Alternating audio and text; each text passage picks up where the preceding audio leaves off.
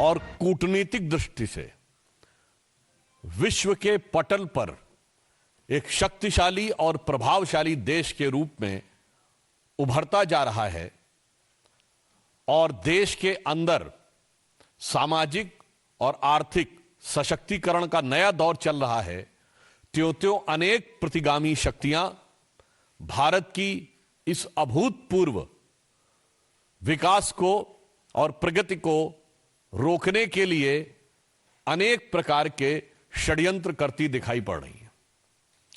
उसी श्रृंखला में आज मैं आपका ध्यान आकृष्ट करना चाहता हूं कि जो कुछ कांग्रेस पार्टी और उनके आइडियोलॉजिकल थिंक टैंक कहे जाने वाले लोग समय समय पर कहते आ रहे हैं, वो चीजें अब पूरी तरीके से जनता के सामने आती जा रही हैं।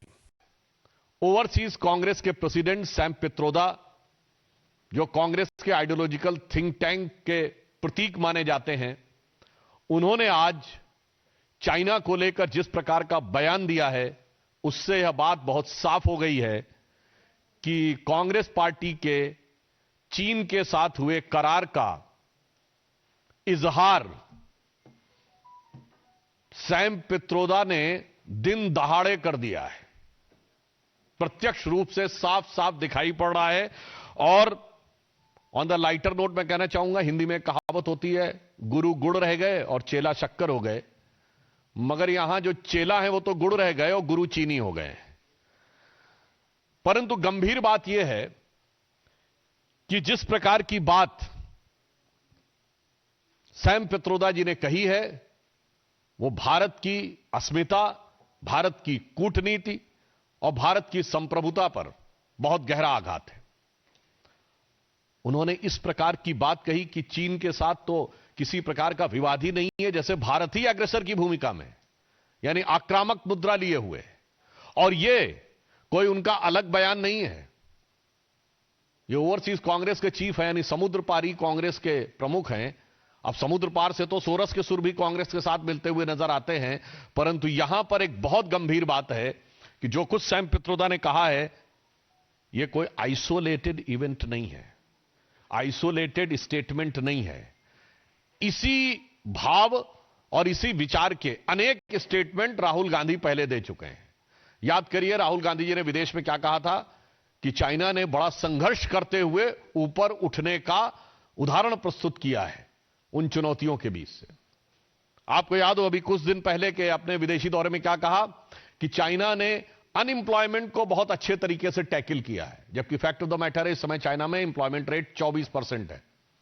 2023 में जनवरी से लेकर जुलाई के बीच में अनएम्प्लॉयमेंट रेट वहां पर बढ़ते बढ़ते हो गई 17-18%, और उन्होंने फिर जुलाई 23 से जनवरी 24 डाटा देना बंद कर दिया, फिर डाटा का बेस चेंज किया और जनवरी से लेकर अगस्त के बीच में किया, फिर बदले बेस पर भी वो 24% हो गई। मगर राहुल गांधी जी को उसमें बहुत महान चीज नजर आती है।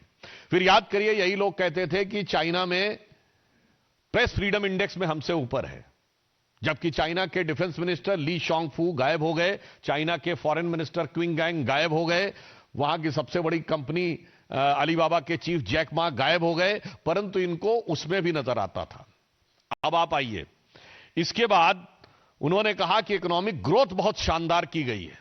ये सारे स्टेटमेंट्स हैं, और इकोनॉमिक ग्रोथ की फैक्ट ऑफ द पोजीशन यह है कि 2024 में दुनिया की सबसे बड़ी रियल एस्टेट कंपनी, जो एक चाइनीज कंपनी थी एवरग्रांड, उसकी लिक्विडिटी हो गई। हांगकांग कोर्ट ने कह दिया लिक्विडेट कर दिया जाए। चीन के ह्यूनान प्रोविंस में कई बैंक्स बैंकरप्ट हो गए, कितनी रियल एस्टेट कंपनीज बैंकरप्ट हो गई, that is one other thing. उस प्रक्रिया में जब हम यह देखते हैं कि यह बयान सैम पित्रोदा का आया है, पहली बात तो हम बहुत साफ करना चाहते हैं, भारत सरकार प्रधानमंत्री श्री नरेंद्र मोदी जी के नेतृत्व में विश्व के हर देश के साथ अच्छे और सौहार्दपूर्ण संबंध चाहती है, परंतु वो राष्ट्रीय स्वाभिमान, सुरक्षा और सुदृढ़ता को बनाए रखते हुए। अब इसके बाद उनका यह बयान कहना, तो मैं पूछना चाहता हूं, यह गलवान के शहीदों का अपमान है कि नहीं? मैं कांग्रेस पार्टी से सीधे पूछना चाहता हूं। गलवान में जो हुआ, हमारे 20 सैनिक बलिदान हो गए, और उसके बाद यदि आपका ओवरसीज का चीफ इस प्रकार की भाषा बोलता है तो यह निंदनीय है, भर्त्सना योग्य है और यह भारत और भारतीय सेना, भारतीय सैनिकों के बलिदान का घनघोर अपमान है। इसलिए मैंने आपसे बात कही कि यह एक पूरा सीक्वेंस ऑफ इवेंट है जिसमें सैम पित्रोदा बोलते हुए नजर आ रहे हैं। वैसे ऑन द रेफरेंस मैं आपको पहले बता दूं, बोल चुका हूं तो एक बार रिमाइंड भी कर दूं। वैसे आपको पता है भारत में एक दौर ऐसा भी था जब चीन को हमने सैनिकों को चावल प्रोवाइड किए थे।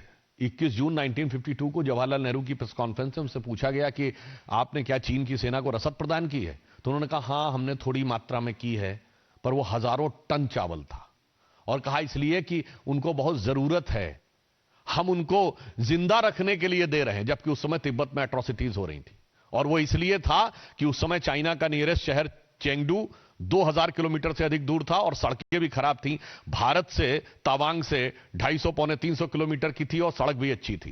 यानी उस दौर से आज तक चला आ रहा है। तो मैं साफ साफ कांग्रेस पार्टी से कहना चाहता हूं कि कांग्रेस पार्टी ने स्पष्ट रूप से यह दर्शा दिया है कि वो चीन के साथ हुए अपने करार के प्यार में राजीव गांधी फाउंडेशन को चाइनीज एम्बेसी से मिले हुए लोन के दबाव में बोल रहे हैं और लगातार इस प्रकार के बयान दे रहे हैं। इसके लिए उनको आकर सीधे सीधे सफाई देनी चाहिए और वो अनेक उदाहरण हैं, वो सब तो अपनी जगह हैं। दूसरा विषय, एक और अधिक महत्वपूर्ण विषय आया है, भारत के चुनावी व्यवस्था को किस प्रकार से ये समुद्र पारीय कांग्रेस के अध्यक्ष के साथ साथ ये समुद्र पार से एक दूसरे प्रकार की जो संकेत प्राप्त हो रहे हैं वो भी यह दर्शाते हैं कि भारत के लिए किस प्रकार के दुरभिसंधियां भारत के अंदर बैठे हुए कुछ लोग और कुछ भारत विरोधी शक्तियों के साथ चल रही हैं। कि एक international foundation for electoral systems नामक एक संस्था है जिसने 2011 में भारत की एक संस्था India international institute of election management, जो कि चुनाव आयोग के साथ संबंधित संस्था है, इसके साथ एक करार किया और यह करार में जो पीछे से सपोर्ट आ रही है वो CEPPS consortium for election political process election and political process strengthening नामक संस्था से आ रही है, जो जॉर्ज सोरेस के ओपन सोसाइटी फाउंडेशन के साथ उसके संबंध हैं, जिसने $500 मिलियन भारत में इन्वेस्ट किए एक माध्यम से, यूएसएड इत्यादि के माध्यम से, और इसके बाद से $3-3.5 लाख प्रतिवर्ष भारत में आते जा रहे थे। आज हम साफ साफ पूछना चाहते हैं कि भारत के इलेक्शन प्रोसेस, जबकि फैक्ट ऑफ द मैटर यह है कि 2020 में आप याद करिए जब अमेरिका में चुनावी प्रक्रिया को लेकर अनेक प्रकार के प्रश्न उठे थे तो भारत की चुनावी प्रक्रिया की तारीफ की गई थी कि जो इलेक्शन वोटर सिस्टम हमारे यहां है, वोटर आईडी कार्ड वाला, वो उनके यहां होना चाहिए। परंतु ये कौन सी शक्तियां हैं जो भारत में इस प्रकार चुनावी प्रक्रिया को प्रभावित करने, परिवर्तित करने या उसके अंदर कोई समस्या उत्पन्न करने के हेतु से आर्थिक अनुदान पाती हुई दिखाई पड़ रही थी। यह बहुत गहरा संदेह हमारे मन में उत्पन्न होता है।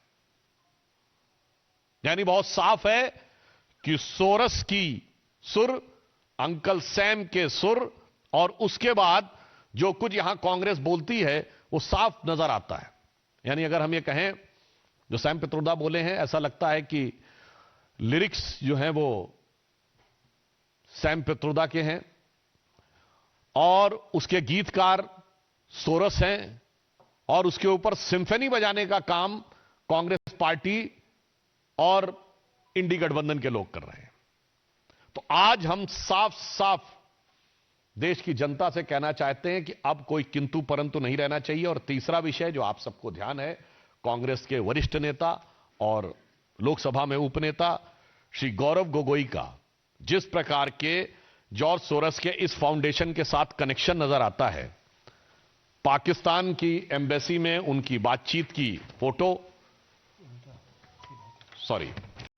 पाकिस्तान की दूतावास में मधुर मनोभावों के साथ वार्तालाप करते हुए और भारत में आकर भारतीय सेना भारतीय वायुसेना, भारतीय अर्धसैनिक बलों के विरुद्ध कटुतापूर्ण शब्दों का इजहार करते हुए ये बातें अब बहुत साफ दिखाई पड़ती हैं कि देश के ऊपर आघात करने के एजेंडा बहुत साफ है कि विदेशी शक्तियों के लिए, जो भारत के विरोधी शक्तियां हैं, उनके लिए कांग्रेस की मोहब्बत की दुकान है, जिसमें मोहब्बत सोरस से भी है, मोहब्बत चाइना से भी है, और भारत के अंदर एक दूसरे से लड़ाने का विधान है। याद करिए, ये कहते हैं उत्तर और दक्षिण को लड़ाओ।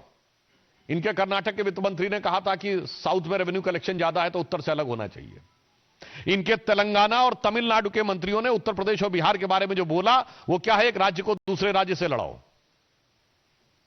उसके बाद भाषाओं को आपस में लड़ाओ, तमिल और हिंदी को लड़ाओ, फिर मराठी और बिहारी को लड़ाओ, फिर भाषा पे लड़ाओ, प्रांत पे लड़ाओ, क्षेत्र पे लड़ाओ, और उसके बाद जातियों में लड़ाओ, अगड़े पिछड़े में लड़ाओ, सामान्य और दलित में लड़ाओ। यानी बहुत साफ है कि बाहर की शक्तियों के लिए मोहब्बत की दुकान, और भारत में हर आधार पर वर्ग, प्रांत, जाति, भाषा पर नफरत की दुकान, नफरत के सामान।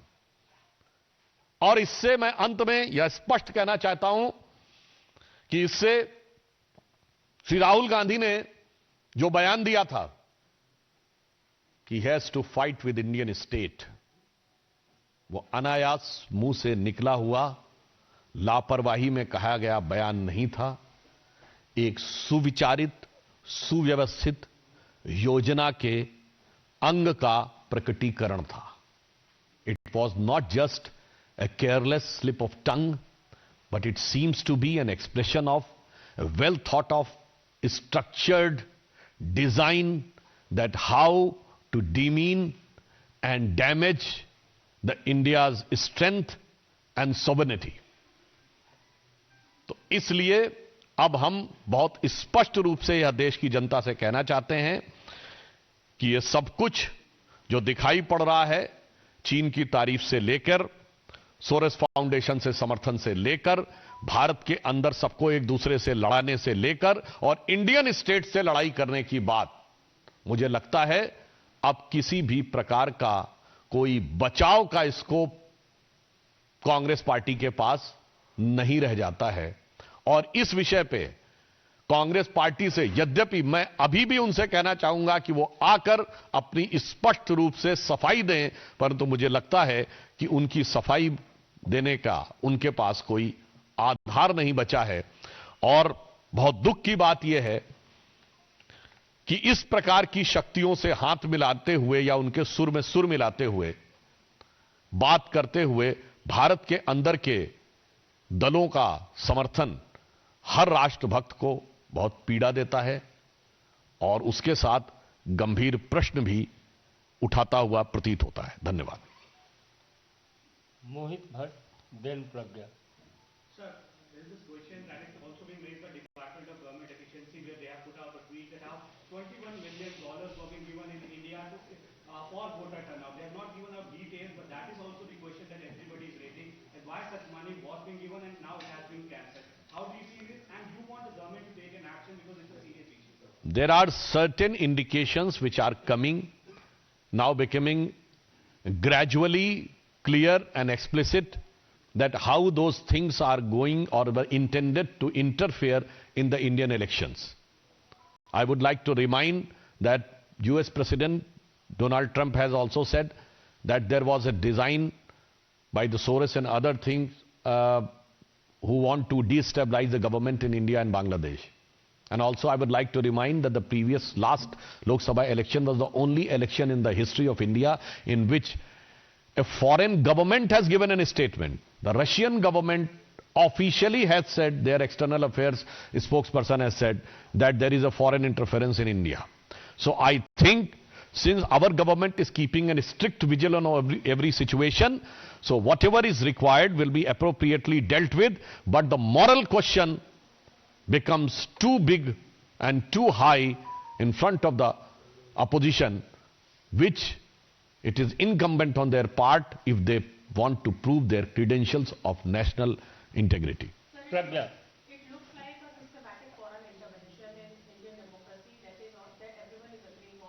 the instrument was election commission. Do you think that there should be an investigation of the then election commissioner who signed that MOU? Because US aid came to it through election commission and On this issue, I think what is legally and what is constitutionally viable, appropriate constitutional agencies will take care, because the Election Commission is an autonomous body, constitutional body, so they are free to take whatever step they want in this regard. So that is one constitutional aspect. But my question is again to opposition on political and moral aspect. संवैधानिक विषय पर चुनाव आयोग स्वतंत्र और स्वायत्त संस्था है और वह उपयुक्त और प्रभावी निर्णय लेगी, परंतु नैतिक और राजनीतिक आधार पर विपक्ष को आकर कांग्रेस पार्टी को स्पष्ट रूप से सफाई देनी चाहिए। आमोद राय। सर, एक और बहुत सनसनीखेज बात सामने आई है। जिस तरह से भारत में विदेशी ताकतें कदम उठा रही थी, उसी वक्त नेपाल में हिंदू राष्ट्र को खत्म करने के लिए मनमोहन सरकार के समय में वहाँ यूएस साइड से तमाम खंडित किया गया और वहाँ के जो सांसद हैं, 4-5 सांसद, उसमें से एक सांसद ने टीवी9 से कहा है कि हम इसको लेकर पूरे वर्ल्ड में हिंदुओं को इकट्ठा करना चाहते हैं। सांसद धवल शमशेर राणा ने कहा कि इसके लिए आंदोलन कराना चाहते हैं। देखिए, इस प्रकार की कई घटनाएं हुई हैं और मैं एक और बात आपसे कहना चाहता हूं इस क्वेश्चन के आंसर के संदर्भ में।